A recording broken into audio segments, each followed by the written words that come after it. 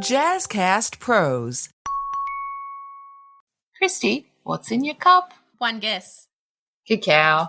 Of course. Yeah, I love it. Guess what today's episode's about? Cacao.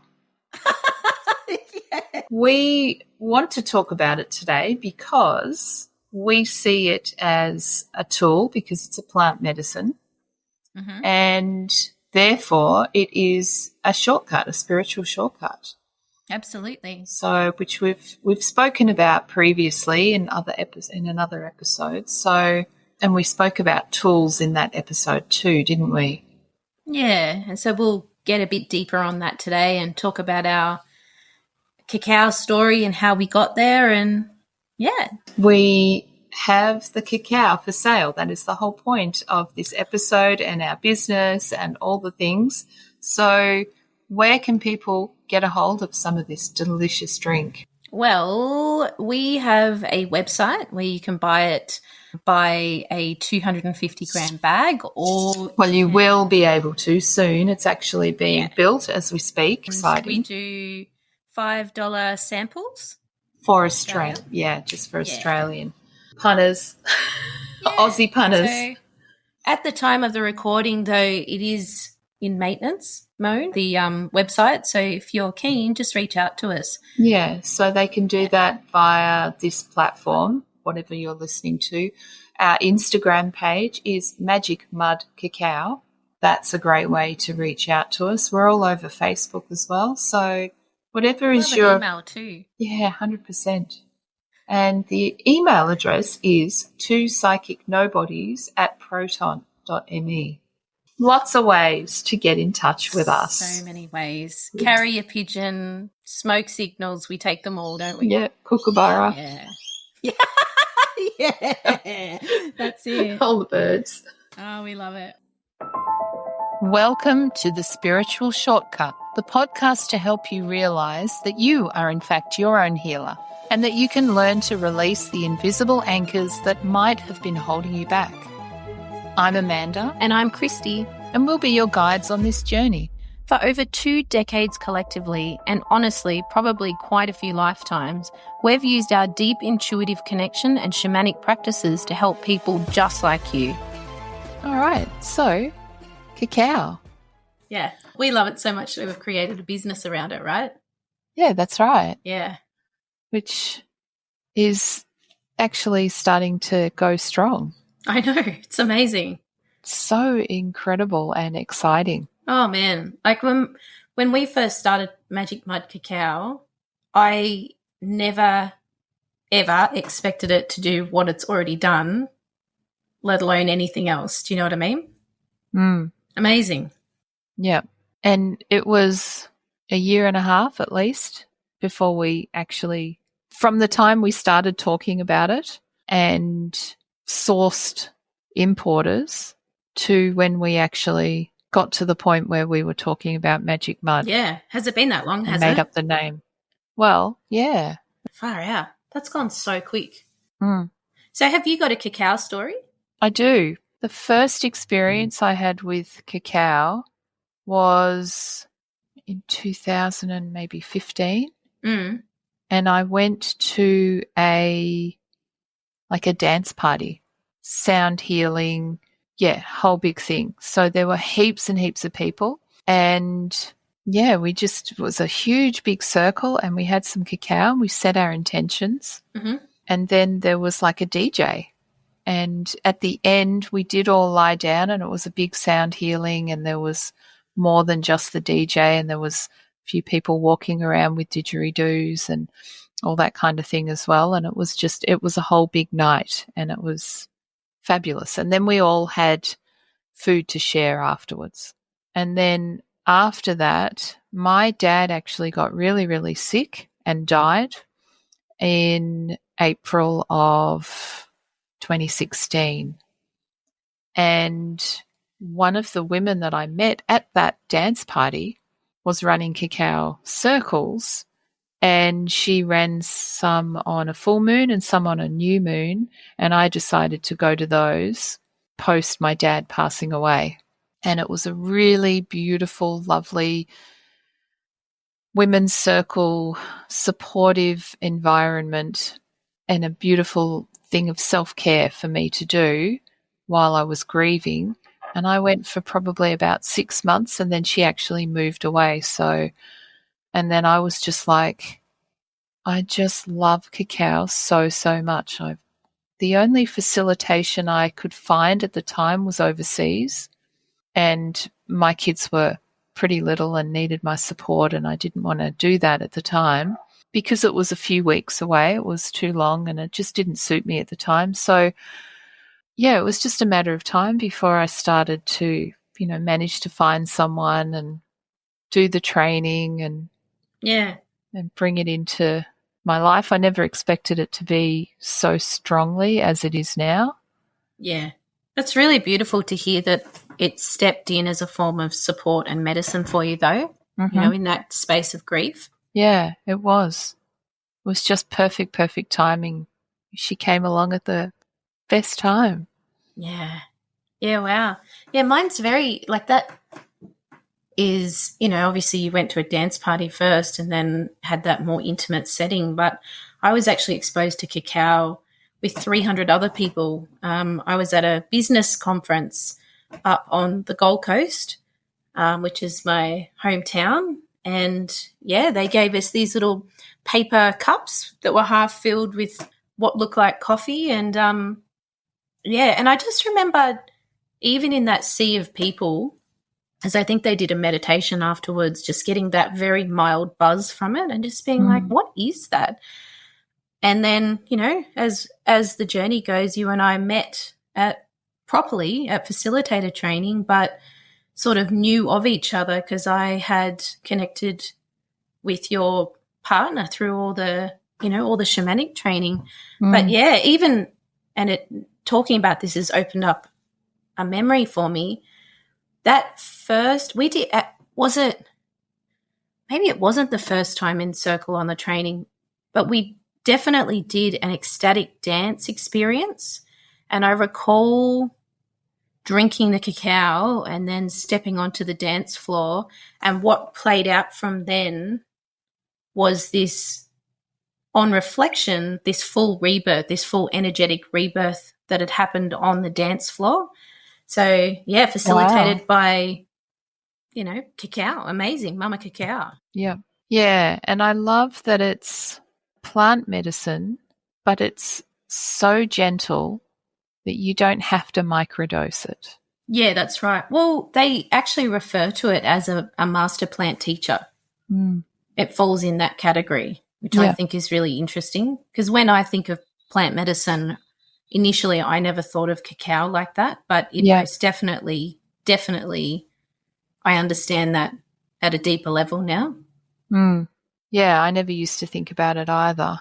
And there's so much that you can do through her, like your meditations, but also your dancing and your ecstatic dance and sound healings and anything really. Well, it works, and as you and I have discussed before, it works with the heart. So it definitely takes something like a sound healing or a meditation that is that beautiful, profound healing space and then 10x's it. Yeah. Energetically. Yeah. I've been in circle with women and facilitated circles with women who are just, everyday women that have never been exposed to this plant. And then all of a sudden, half a cup of cacao down and everybody is, the level of engagement is much higher. The level of sharing is much deeper. I've always been amazed when I have sat back to witness what it has the power to do, and like you and I have heard from people buying Madic Mud Cacao from us, a lot of people are now using this as a coffee replacement. So you can imagine that being then integrated, that sacredness being integrated into your life every day. Yeah. It was just profound. Yeah, I saw an ad the other day, and it was, your coffee comes with a serve of anxiety kind of thing. And let's talk about the importers, because we did have someone that we were using, and then we found someone else.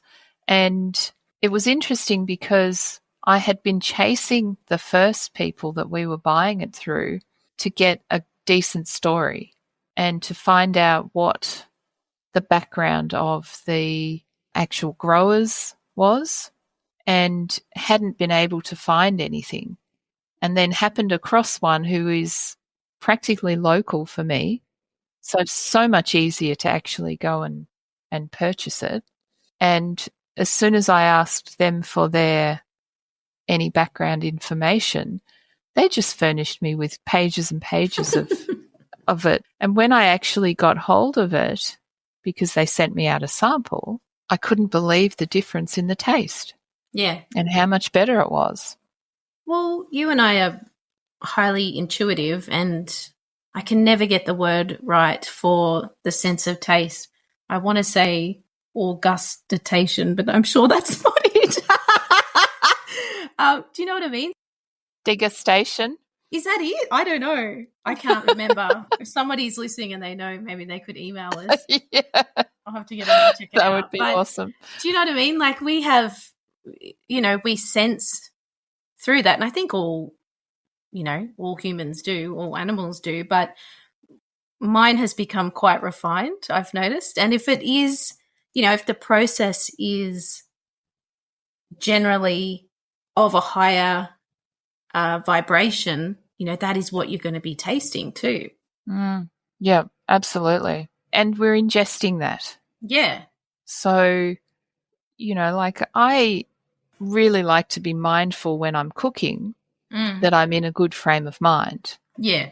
And, I've spoken for years, especially when my kids were little, and bringing them up and getting them to help me in the kitchen, talking about imbibing our food with love. Yeah.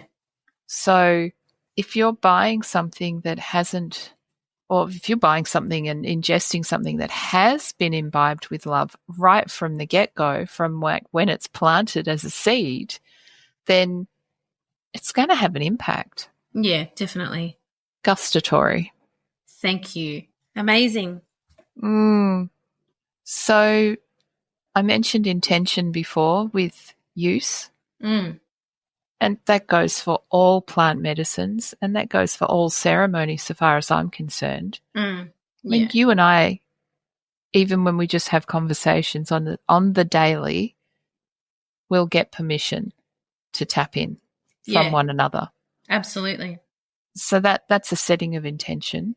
Yeah. The statement of asking for permission is also saying, I'm tapping into my guides, I'm connecting to source, I'm open, that kind of thing as well, isn't it? Yeah, it is.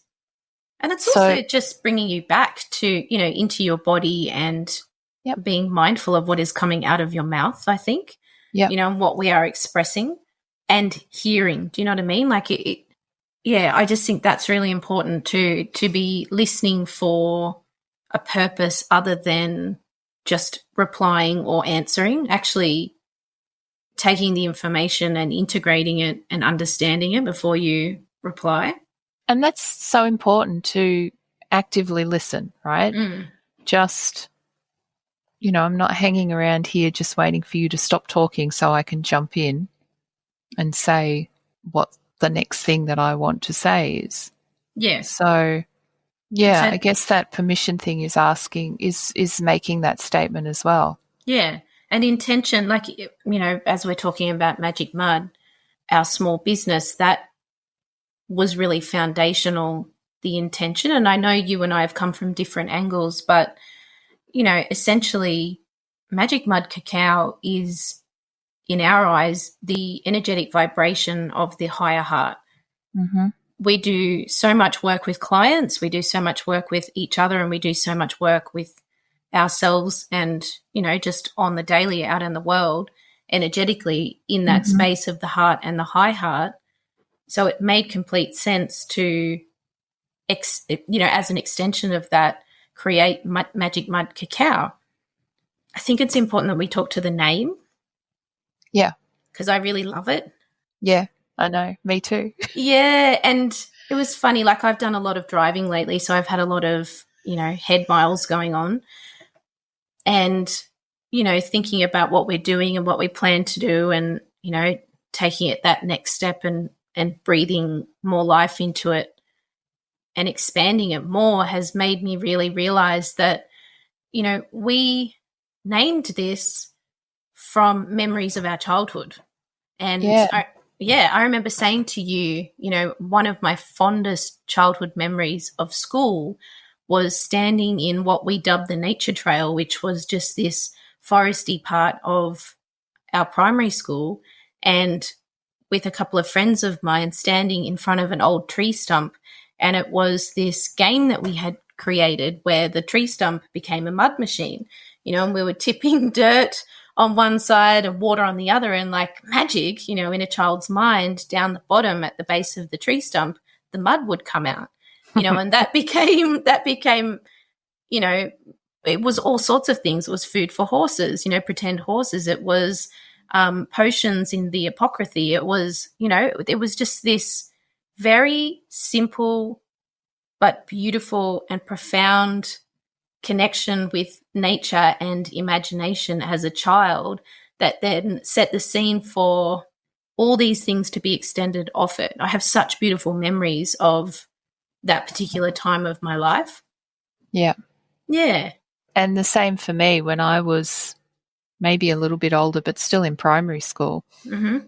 I had a friend and I who used to sneak out or go and hang out after school, and there was a tiny little creek that seemingly nobody knew about because we never, ever, ever saw anyone else there, that we would go down to, and when we jumped across the creek, the other side was, your Narnia style kind of world, tiny little imaginary world where we would just act out little stories and just play. Yeah. And the same sort of thing, that whole mud pies. Yeah. Who didn't? And I feel sorry for you if you didn't have some experience of doing mud pies when you were a child. Yeah. Well, we were just, I'm sure you're a little bit older than me, but we were just outside all the time. Yeah. And my brother and I grew up opposite 100-acre ex-dairy farmland. So it was like trees, bush, there was a lot of bamboo over there. We were just out in the nature all the time. And I just look back at that and think, how lucky were we, how grateful that we had that environmental setting, and parents that ushered us outside, and, that beautiful space of boredom when you're a child where it's like, oh, I'm bored, what are we going to do? And it just pushes you to the edges of creation, and all of a sudden something incredible is birthed, like I feel so lucky to have had that experience in my life. Yep. And, you grew up in a somewhat similar fashion. And so for both of us coming together and infusing that energy and that imagination and that childlike wonder and that play into a business is like the ultimate for both of us, right? Right. Right. And if there's going to be a physical product, it can't be anything but cacao, really. Right. Yeah, it's the perfect bridge between that kind of love of childlike curiosity in our lives and the very adult training that we've had as counselors, coaches, shamanic practitioners, all of that kind of stuff, like that can be very stuffy. And yet when I look at all my counseling training, the biggest thing that I take away from it was probably having a childlike curiosity when I'm sitting in front of a client and asking them childlike questions, because there's a gentleness behind that. Yeah, and an authenticity too. And it pulls judgment away. Yeah. So it opens people up to being relaxed and able to speak about the truth of their experiences. Yeah, And beautiful. cacao is a beautiful support for that and creates that kind of environment too, I believe. Yeah. And I know, we've both worked really hard to create that in the marketing and in the packaging, like that particular bugs. print. Oh, we love the bugs. I know, right? Like how great to get into a business partnership where we're sitting there going, okay, well, how do we design this? And, wouldn't it be great if we could have dragonflies and caterpillars? And we're both like, yes. And what else do we put in mud pies? Right. Do you remember? Like that twigs was just, and leaves and and that was such a beautiful brainstorming session with you. That was and fun. It really does shine light on that energy of like, let's make it the ultimate version of, whatever this can be from that space, like you're saying, of childlike wonder and childlike curiosity. Like, what else can we do with it? And how else can we, design this packaging to reflect that to other people? And we have had nothing but beautiful feedback about the packaging, even the logo, the product itself. That logo, I love it. I still look at it. It's on my phone. I've got my cards in my phone. Yeah. I love it. It's all my screensavers. Yeah.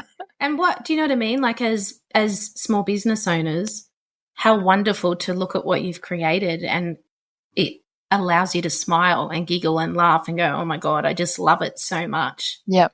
Yeah, really beautiful. How long does it take for your hard work to pay off? Just ask Sally from Chim Wild Oysters, backed by CommBank since 1979. Takes 3.5 years to grow a Sydney Rock oyster. I could eat one in probably 2 seconds. With CommBank's help, we invested in a wet storage tank, which has been a game changer for our business. CommBank helps you with the funding to secure your business's future. CommBank, backer of Business Yakka. Search CommBank Business Loans and Finance. Eligibility criteria and terms and conditions apply. At Juniper, we know weight loss isn't as simple as eat less, move more. If it was, 66% of Australian adults wouldn't be overweight or obese. Obesity is a disease, not a lack of willpower, and lifestyle change alone isn't the solution. Modern medical treatment is. Juniper is Australia's most trusted medical weight loss program, pairing treatments and coaching to help you lose weight and keep it off. Don't settle for advice that doesn't work. Lose weight the medical way at myjuniper.com. So shall we talk about some of the more mechanical things, like how to actually use cacao? Yeah. Well, we've got our sample bag, which is a measured dose, basically. It's 42 grams, which we say is the ceremonial dose. Yeah. So.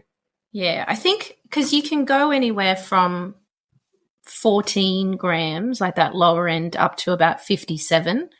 57 is a very big dose, though.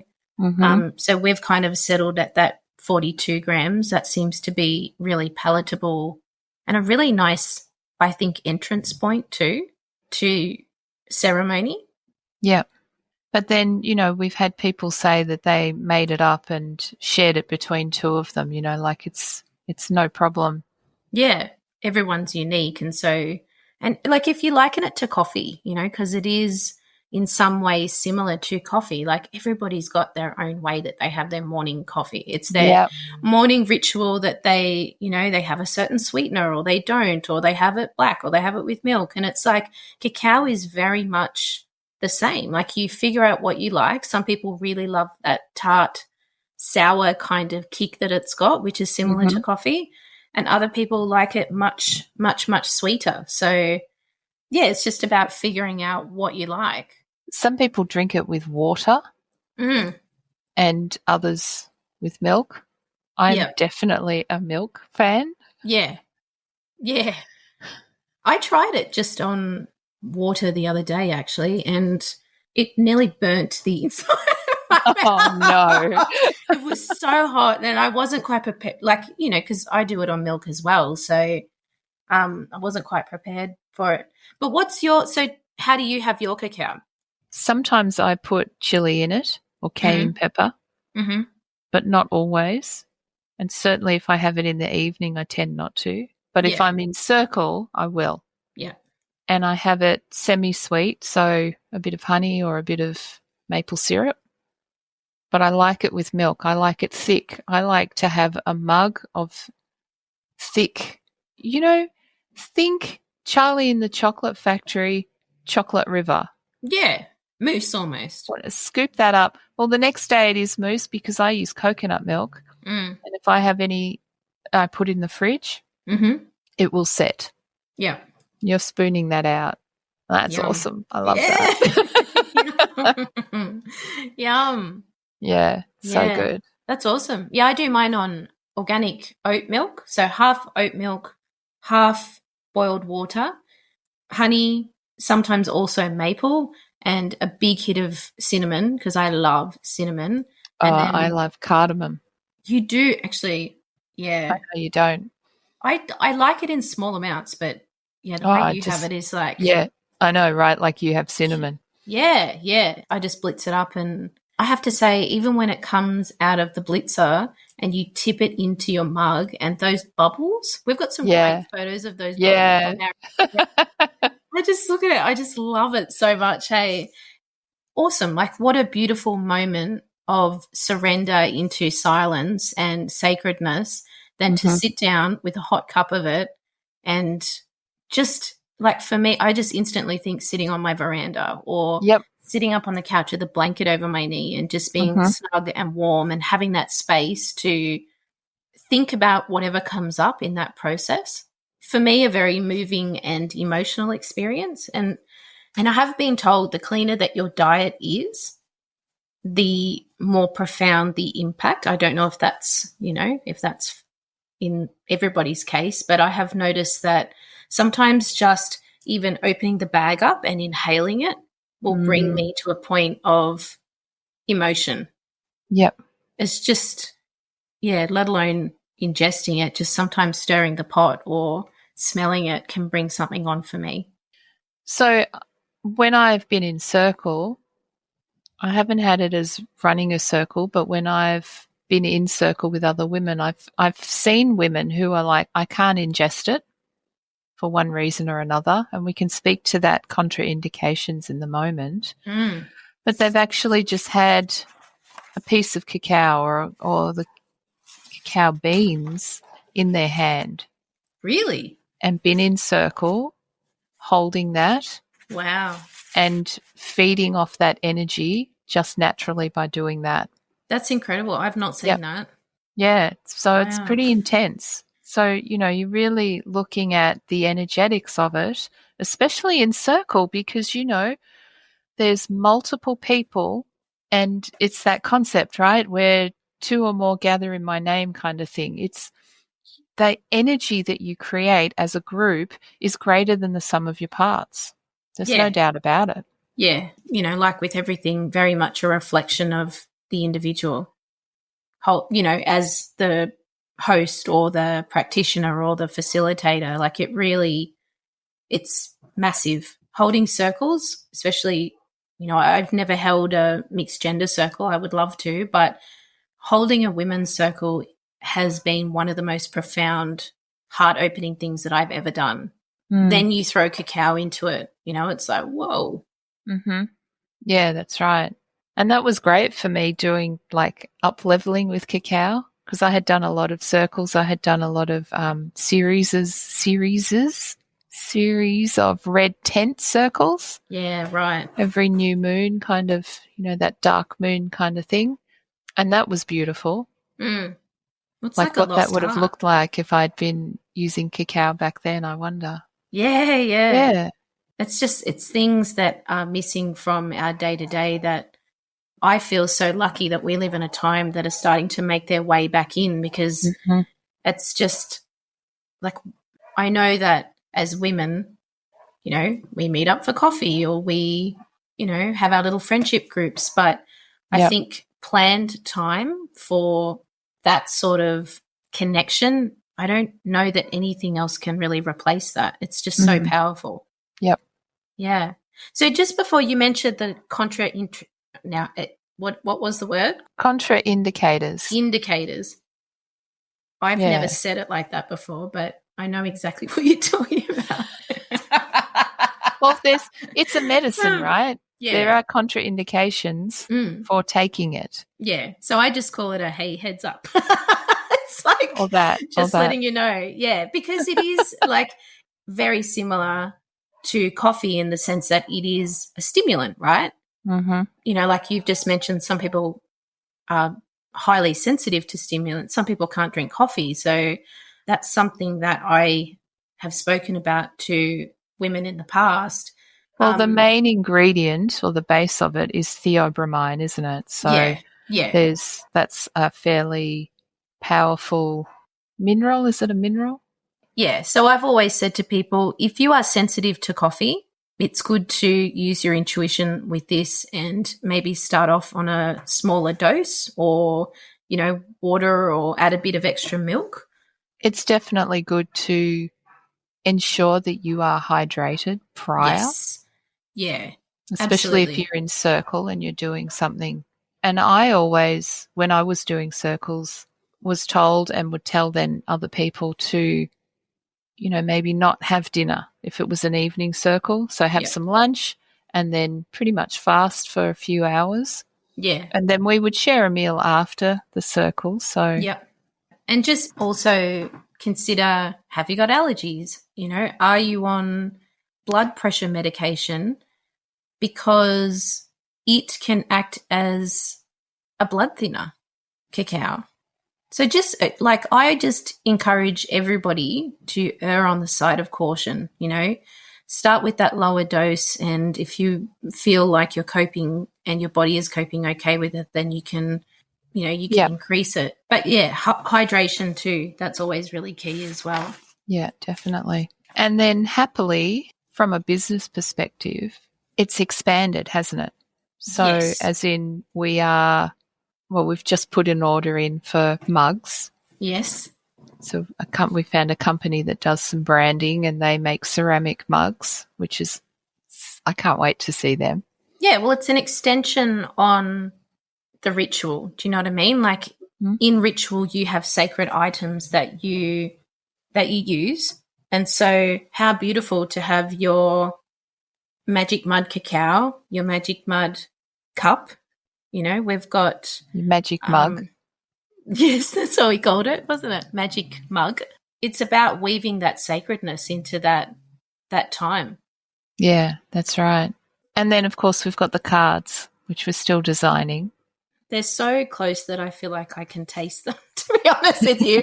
And I'm chomping at the bit because they have, for me personally, become part of my morning ritual. Like it's just so become part of my life now. I can't wait to have a professional deck in my hands with the beautiful rounded edges and the gold foil on the sides and looking all pretty. Like I know you are too. We're super pumped to get them out there. So yeah. Well, that's everything on my little list. I think that's it. Hey. Yep. Thank you so much for tuning in to the latest episode of The Spiritual Shortcut. We'll be back on the first and third Sunday of each month to unpack, demystify, and occasionally make fun of all things spiritual. Starting with ourselves. Of course. Don't forget, those life blocks you've been tripping over are just poorly disguised stepping stones. We'll support you to laugh, leap, and maybe even do a little victory dance over them. See you soon.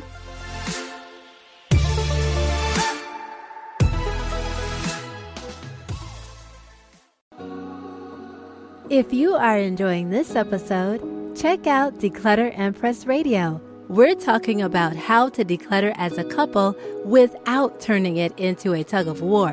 Whether you're merging styles, stuff, or just trying to find room for both your comfort zones, I've got you covered with simple, peaceful ways to create an oasis together.